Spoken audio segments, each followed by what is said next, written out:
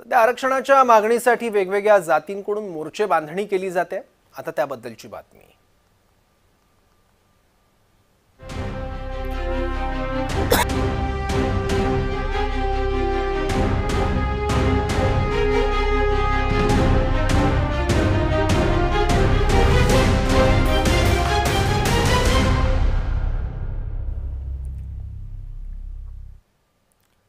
OBC आरक्षणाच्या मुद्द्यावरून पुन्हा एकदा जरांगे आणि ओबीसी नेत्यांमधला शाब्दिक संघर्ष चिघळताना दिसतोय। आरोप प्रत्यारोपानंतर आता पातळी सोडून टीका आणि शब्दांचा मारा होतोय। मनोज जरांगेंनी पुन्हा एकदा छगन भुजबळ आणि विजय वडेट्टीवार यांच्यावर गंभीर आरोप केलेत। वडेट्टीवार यांच्या आडून भुजबळच मराठ्यांच्या विरोधात बोलतात असा आरोप जरांगे पाटलांनी केलाय। येवलेवलेचे शब्द आहेत ते परळीच्या टोळीने घेतलेत आणि आता नवीन एक भिडू भेटलाय त्यांना वडेट्टीवार साहेब यांच्या तोंडून ते फक्त ओढून घेतात। कारण ती तलवारीची, दांड्याची, कोयत्याची, शेरोशायरीतून तलवारीची आणखीन त्या बंदुकीची भाषा ही त्यांची आहे। त्यांना ती जातीय दंगली घडवून आणायच्या। तर विजय वडेट्टीवारांनी जरांगेंना काय प्रत्युत्तर दिलं पाहूयात। माझी कुठलेही भुजबळांच्या बरोबर गुप्त बैठक झालेली नाही, कधीच झालेली नाही। हे काहीतरी हवेवर बोलणं आणि लोकांना बनवणं, दिशाभूल करणं असा प्रकार तो आहे। त्यामुळे यामध्ये 1% तथ्य नाही। मी आणि भुजबळ एकत्र बसलो, भुजबळ साहेब, आणि आमचं गुप्त बैठक झाली। आमच्या समाजावर अन्याय होता, आम्ही बोलायचं नाही? आता करू देत ना, काय करेल तो मारूनच टाकेल ना, मारून जरांगे टाकेल ना। त्यापेक्षा काय, ओबीसी समाजाच्या हक्कासाठी लढताना आमचा जीव गेला तरी चालेल। जीव घेणारा कोण आहे तर आम्ही चिठ्ठी लिहून देऊ, जरांगेला फाशीवर चढवा म्हणून। आमचा जीव गेल्यावर पहिली फाशी त्याला द्या, तो आमचा जीव घ्यायला सांगतो ना, तर सरकारने त्याच्यावर कारवाई करेल, गुन्हे दाखल करतील आणि करतील ना, चढवतील ना भाषा। तसंही काही गेलंच आहे। भुजबळांनी जरांगे पाटलांना वाळू चोर म्हणत टीका केली आहे, पाहूयात। सामाजिक दृष्ट्या मागास नाही म्हणून त्याला घेता येत नाही, हा दृष्टिकोन त्यांनी ठेवला आणि म्हणून त्यांना दिलं नाही। आता हे अशी सगळी मंडळी आहेत ना, हा लीडर कुठला आहे, कसला नेता, ह्या त्या ठिकाणचे काही वाळू चोर, ते दारूचे धंदे करणारे असे काही लोक आहेत, ते त्याच्या आजूबाजूला असतात आणि ते पैसा खर्च करून तेवढ्या माणसं वगैरे घेऊन येईल, तेवढ्यांचा तो लीडर आहे, नेता आहे। तो काही महाराष्ट्राचा, मराठा समाजाचा नेता नाही। तर वडेट्टीवार आणि भुजबळांनी केलेल्या आरोपांना जरांगेंनी उत्तर दिलं। जरांगे पाटील काय म्हणाले पाहूयात। तो अपेक्षा बरी येत नव्हती, तू जेलात जाऊन आला, ना, तो बोलाव का असे शब्द? अय आली बाबा, अय जागा होय, तू बधीर झालास यार, हे वय चांगलं नाही। एखाद्या 2 शिरा जर लीक झाल्या ना,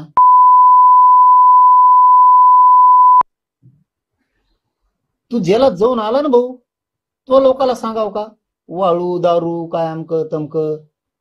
तू जेलात जाऊन आला, तू तरी स्वच्छ पाहिजे चारित्र्याचा। तू हे सगळं बरबडलंय। अरे तुला एवढं सुद्धा कळत नाही यार, आली बाबा, तू माघारी आला तेव्हा तुला खायला भाकर नव्हती। गुप्त भेटलाच ना, मान्यच कर ना, तू भेटलेलाच आहे। लोकात चर्चा काय असतं, भीतीला का नाही तर ते दडून राहत नाही। 2-2.5 महिन्यापूर्वीचा हा विषय जणू तो आता हळूहळू पूर्णपणाने बाहेर पडायला लागला आणि तसं षडयंत्र शिस्ताना दिसायला पण लागलं। कारण नागपूरचा मोर्चा हा काँग्रेसचा आहे, हे सत्य। आणि तुम्ही भेटून ठरवलंयस तुला ज्यांनी मोठं केलं, आता तो फडणवीस साहेबांनी सुद्धा मागा लागला, फक्त कळू दे ना। अजय दादाच्या पण लागला, तो शिंदे साहेबाचा पण लागला, माग तो बोललाच होता, शिंदे समिती अशी आहे तशी आहे। जरांगेंच्या आरक्षणाच्या लढाईला राजकीय रंग लागू नये, राष्ट्रवादीचे प्रदेशाध्यक्ष शशिकांत शिंदे यांनी जरांगेंवर टीका केली आहे। जरांगेंनी GR दुरुस्त करून घ्यावा असंही शशिकांत शिंदेंनी म्हटलंय। मनोज जरांगे माणसं मी बघितलं तेव्हा म्हणजे शरद पवार गेल्यानंतर काय माणसाची पावर आहे, आज त्यांनी आरोप केला असेल तर मला माहित नाही, पण 94चा जी आर आता निघाला असं त्यांचं म्हणणं असेल, त्यानंतर या सरकारकडून जी आर दुरुस्त करून घ्यावे. मला वाटतं की आता आरक्षणाच्या माध्यमातून जी त्यांची लढाई आहे त्याला राजकीय रंग लागू नये अशी माझी विनंती. तर दुसरीकडे हैदराबाद गॅजेटच्या मागणीवर संदर्भात आम्हाला सुद्धा एसटी प्रवर्गात घ्या या मागणीवरून बंजारा समाजाने देखील मोर्चे काढले. बंजारा समाजाला एसटी प्रवर्गातून आरक्षण मिळवण्याकरता यवतमाळ शहरात बंजारा समाज रस्त्यावर उतरल्याचं पाहायला मिळालं. यवतमाळच्या वनवासी मंदिरापासून बंजारा समाजाच्या विराट जनआक्रोश मोर्चाला सुरुवात झाली. या मोर्चामध्ये मोठ्या संख्येनं बंजारा बांधव रस्त्यावर उतरल्याचं दिसून आलं.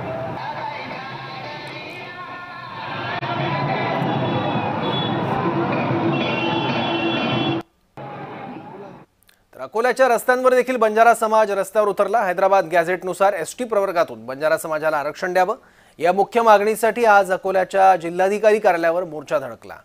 संपूर्ण जिल्हाभरातून हजारो बंजारा बांधव या मोर्चात सहभागी झाले. अकोल्यातील अग्रसेन चौकातील वसंतराव नाईक पुतळा ते बसस्थानक गांधी रोड मार्गे अकोल्याच्या जिल्हाधिकारी कार्यालयावर हा मोर्चा काढण्यात आला होता.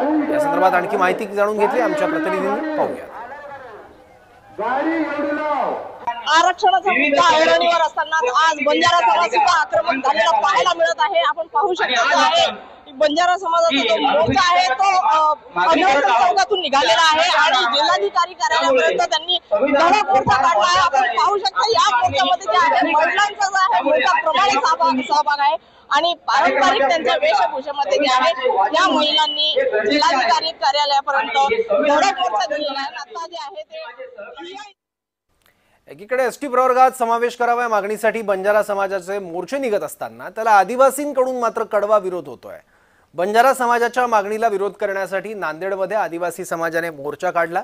नवा मोढा मैदानातून या मोर्चाला सुरुवात झाली. यावेळी एसटी प्रवर्गात कोणाचीही घुसखोरी सहन करणार नाही असा इशारा आदिवासी समाजाने दिलाय. तर गोंदिया जिल्ह्यात विविध मागण्यांसाठी आदिवासी समाज एकवटलाय. गोंदिया जिल्ह्यामध्ये एल्गार मोर्चा काढण्यात आला. धनगर आणि बंजारा समाजाला आदिवासींमध्ये आरक्षण देऊ नये अशी मागणी मोर्चाच्या माध्यमातून करण्यात आली. सर्वप्रथम इथे गोंदियामध्ये ज्या पद्धतीचा मोर्चा निघाला तसाच बुलढाणामध्ये सुद्धा मोर्चा निघाला.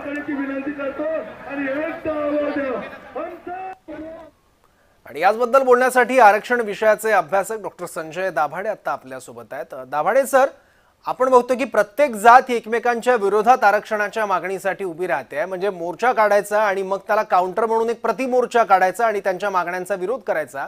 महाराष्ट्रात हे कुठपर्यंत चालणार आहे? यावर काही तोडगा दिसतोय का तुम्हाला घटनात्मक चौकटीत? कसं झालेलं आहे की एकीकडे आसमानी संकट आहे, दुसरीकडे दुष्काळासंदर्भात सरकार वेळेवर निर्णय घेत नाही, त्याच्यामुळे सुलतानी संकट आहे. अशा आसमानी आणि सुलतानी संकटामध्ये महाराष्ट्रातला शेतकरी आज अस्वस्थ आहे, वेदनेमध्ये आहे, दुःखामध्ये आहे, अडचणीमध्ये आहे. अशा पार्श्वभूमीवर आपल्याकडे गेले काही महिन्यापासून जातीय आरक्षणाच्या निमित्ताने वेगवेगळ्या जाती समूहांमध्ये अत्यंत मतभेद तीव्र झालेले आहेत. एकमेकांमध्ये अगदी भांडण लागल्यासारखी परिस्थिती आहे. आणि आपल्याला आपण जर संविधानाच्या चौकटीत हे बसतं का असा जर विचार करण्याचा प्रयत्न केला तर आपल्याला दिसतं की संविधानाच्या चौकटीमध्ये अनेक गोष्टी बसताना दिसत नाही. आता आपण जर उदाहरण घेतलं बंजारा आरक्षणाचं, बंजारा आरक्षणामध्ये असं म्हटलं जात आहे बंजारा आरक्षणाची मागणी म्हणजे अनुसूचित जमातीमध्ये आदिवासींमध्ये येण्याची जी मागणी घेण्याची जी मागणी बंजारा समाजाकडनं पुढे येते त्याच्यासाठी ते हैदराबाद गॅझेटियरचा संदर्भ देताना दिसत आहेत. मुळामध्ये हैदराबाद गॅझेटियर जे आहे त्याच्यामध्येच आपल्याला असं दिसतं की बंजारांच्या विरोधामध्ये जाणाऱ्या अनेक नोंदी आहेत.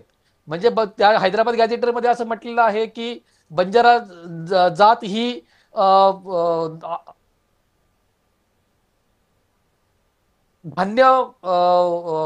धान्याचा किंवा मिठाचा व्यापार करणारी जात आहे. दुसरीकडे बंजारा समाजाला शेतकरी जात असं म्हटलेलं आहे. त्याच्यामुळे हैदराबाद गॅझेटियर हा काही बंजारा आरक्षणासाठी संदर्भ बिंदू होऊ शकत नाही. त्याचप्रमाणे त्यांचं जे म्हणणं आहे ते महाराष्ट्राच्या आदिवासी संशोधन आणि प्रशिक्षण संस्थेने 2017 साली फेटाळून लावलेलं आहे. ते आदिवासीचे कुठलेही निकष पूर्ण करत नाही, ही मागणी त्यांची फेटाळून लावलेली आहे. ही अधिकृतरित्या समोर आलेलं आहे. आपण आणि दुसरीकडे जर बघितलं धनगरांच्या बाबतीमध्ये तर धनगरांच्या बाबतीमध्ये 16 फेब्रुवारी 2024ला बॉम्बे हायकोर्टाने स्पष्ट निर्णय दिलेला आहे की धनगर हे आदिवासी नाहीत.